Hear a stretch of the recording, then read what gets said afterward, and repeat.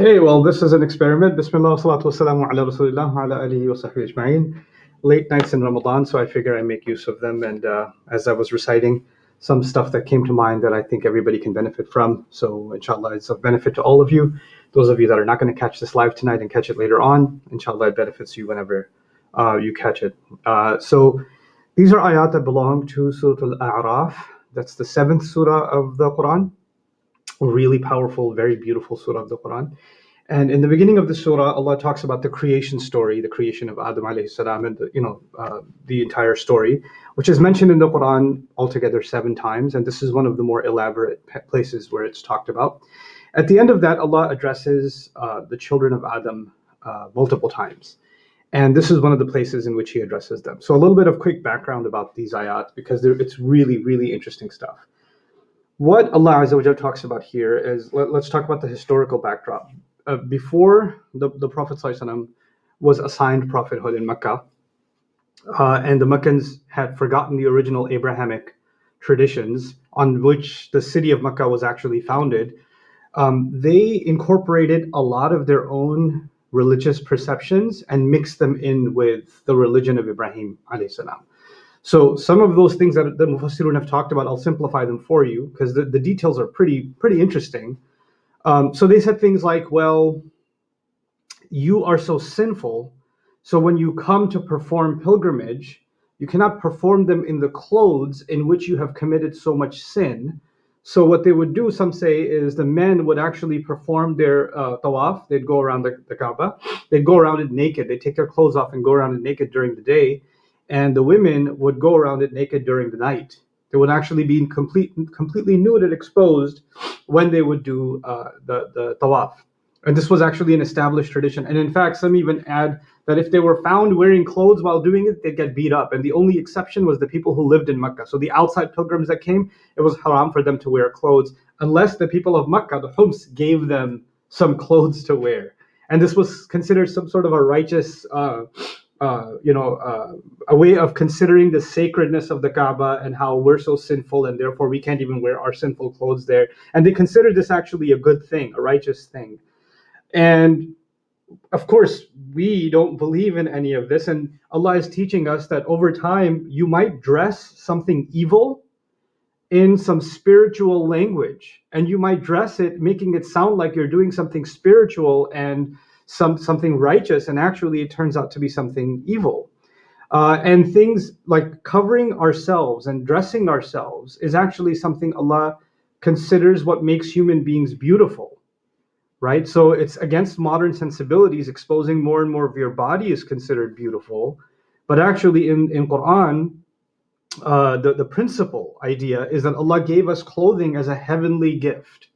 And so He says, "Anzalna alaykum libasan yuwari sawatikum warisha." In the same surah, we have sent clothes down to you, meaning clothes are a heavenly gift from Allah. The urge to want to dress up and to clothe ourselves is actually a heavenly gift.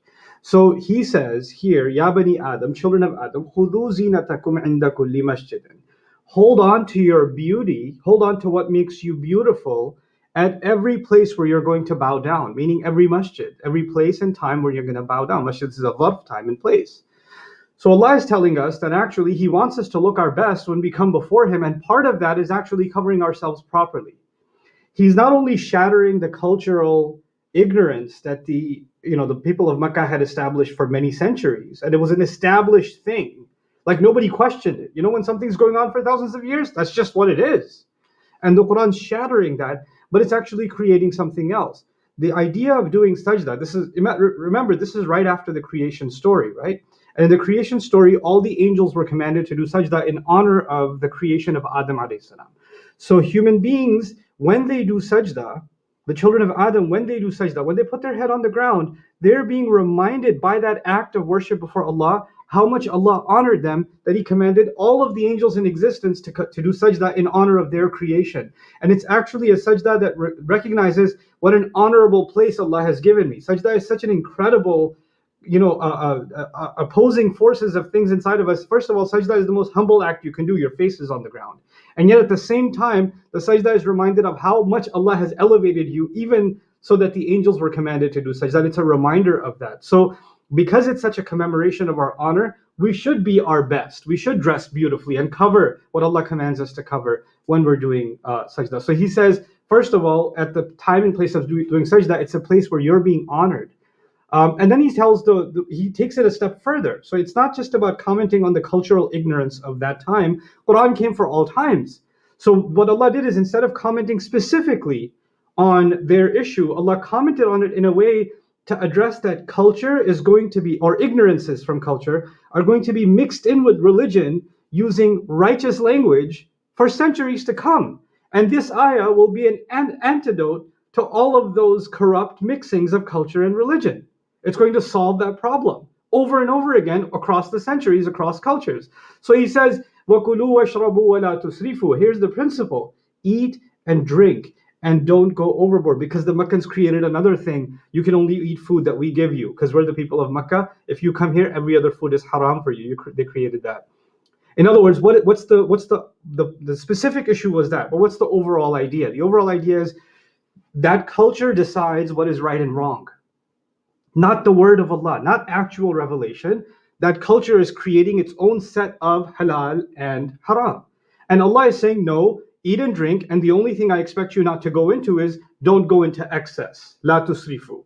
Don't eat too much, don't drink too much, don't become too excessive. Innahu la yuhibbul musrifin, because certainly He does not love those who go into excess. قُلْ مَنْ حَرَّمَ زِينَةَ اللَّهِ الَّتِي أَخْرَجَ لِعِبَادِهِ. What beautiful words. He says, tell them, the Prophet ﷺ is commanded to say, tell them, who dare forbid what Allah made beautiful? What the beauty of Allah, the idafa, describing here the things that Allah has made halal in the previous ayah. Your clothes, food, drink, all the things Allah made permissible. Who comes and dares to make haram what Allah made haram, what Allah made halal? So there's the opposite is commonly known, right? Some things Allah has forbidden some things, and people make that halal for themselves. We know that's a crime. But the opposite is also a crime. If Allah has made something permissible, who dare come out and speak against what Allah has made permissible? Let me make a quick comment here, but it's going to be heavy. For if you really contemplate what I'm saying, it might have some pretty serious implications on how you think about your life. What happens in our cultures sometimes is that our culture places certain restrictions on us, whether it's American culture, Pakistani culture, Malaysian culture, Senegalese culture, it doesn't matter what culture, right? Our culture considers some things wrong, or you don't have the right to do certain things. Even though in Islam, there's nothing wrong with it. There's absolutely nothing wrong with it. You as a slave of Allah have the right to do that. You have the right to eat that. You have the right to marry this person. You have the right to, get that kind of a job. You have these rights. Allah has given you these rights because He has made these things halal for you. But that culture comes along and says, yes, Allah says it's halal, but I come and say it's haram. Your family comes and says it's haram. We decided, even though Allah has given you these rights, we decided that this is haram for you. And the response to that is, it doesn't matter what authority you have, like, for example, parents, spouses, any relationship where there's some level of authority, the authority one human being has over another has limits. And what are those limits? They can expect from us our responsibilities to them. They can expect from us what we owe to them. And every relationship has rights and responsibilities. But in any relationship, if I start imposing on my daughter or my son, and I have children, if I start making some things forbidden for them that Allah didn't forbid, right? And I say, no, I know what Allah says is halal, but you're not doing it. You can't have that. It's one thing to discuss the wisdom behind their decision and all of that. But the principle being, if I decide to prohibit what Allah Himself did not prohibit, then I am overriding the word of Allah, and that's when this ayah comes to life in our cultures. Who dares to forbid what the beauty of Allah, meaning these things that Allah has made halal, are actually it's the beauty Allah Himself put in place for you and me. التي أخرج لعباده, the ones that He brought out for His servants. This over and above everything else, before I am a son, a daughter, a husband, a wife, a brother, a sister, an employee, before I'm anything else, I'm Allah's slave. And Allah, as my master, made some things permissible for me. And then He says, وَالطَّيِّبَاتِ مِنَ الرِّزْقِ, and good and pure things from the provision that He opened up. There are some things that are meant to be good and pure, even if your culture tells us it's bad. Like in the Meccan society, if somebody was dressed up going to Hajj, oh my God, they're wearing full ihram? What kind of evil people are these? They're going to dress and not be naked when they do. This is how they would look at it. We think that's crazy, but at that time, being dressed was crazy. And this is bold and crushing that culture, smashing into it head on and saying, no, if something is good and pure, you don't get to condemn it. If Allah has made something halal, you don't get to come and speak out against it and say it's immoral and deplorable. Today, Muslims are so afraid and ashamed almost of the law of Allah. First of all, we don't understand it properly. But once we do understand it, because somebody else doesn't think that it's fair or it's an acceptable law of Allah or a principle or an ethic, we start apologizing for it. No, we don't apologize for the law of Allah, because it's something that Allah made beautiful, and things that He made halal are always good and pure and good for us. Then He says, قُلْ هِيَ لِلَّذِينَ آمَنُوا فِي الْحَيَاةِ الدُّنْيَا. He said, tell the children of Adam, these things that have been made good and pure and permissible, and the beauties that Allah Himself has put in these things, they are for those who believe in this life. You're meant to have them. Nobody can deprive you of them in this life. خَالِصَةً يَوْمَ الْقِيَامَةِ, and a pure version of that will be given to them in the next life, on the day of resurrection. كَذَلِكَ نُفَصِّلُ الْآيَاتِ. That is how we explain the miraculous signs. And then the last part of this is so beautiful. لِقَوْمٍ يَعْلَمُونَ. For a people that want to know. In other words, cultures can establish right and wrong only when people don't want to learn. But when people want to learn and people actually want to know and they come to the word of Allah, then Allah will make things very, very clear. Then cultural oppression, because cultures have good things in them too, but cultures have oppression in it too, and that it gets convoluted with the religion and presented as this cocktail mix, then tafsil actually means separation. That is how we separate the ayat, meaning we separate the signs. This is the truth, this is falsehood. This is oppression, this is justice. This is haram, nobody can make it halal. This is halal, nobody can make it haram. For people who really want to know, the Quran will have the answer for that. What a beautiful, beautiful antidote to the corruption that is caused and the oppression that is caused by cultures when they mix things in. Because these people, you know what they said? Allah wants you to be naked. Allah wants you to do Hajj in this way. Allah doesn't want you to eat this food because it's sacrilegious. So they actually, not only did they create this in their culture, they attributed it to God. And you know what? Muslims can be capable of that too. I know of cultures, Muslim cultures, I don't have to name particular ethnicities, but they'll come up with all kinds of wild rules that have nothing to do with Sharia. There are cultures in which, if a husband and wife haven't been in the same, home for over a month, for whatever, the guy went to work or traveled. If they haven't been together for a month, automatically they're considered divorced. What? Who came up with this? As a Muslim society, Muslim for centuries, and they believe craziness like this. Why? Because man harrama zinat Allah allati akhraja li'ibadihi wat-tayyibat min ar-rizq. We don't understand what Allah has made halal.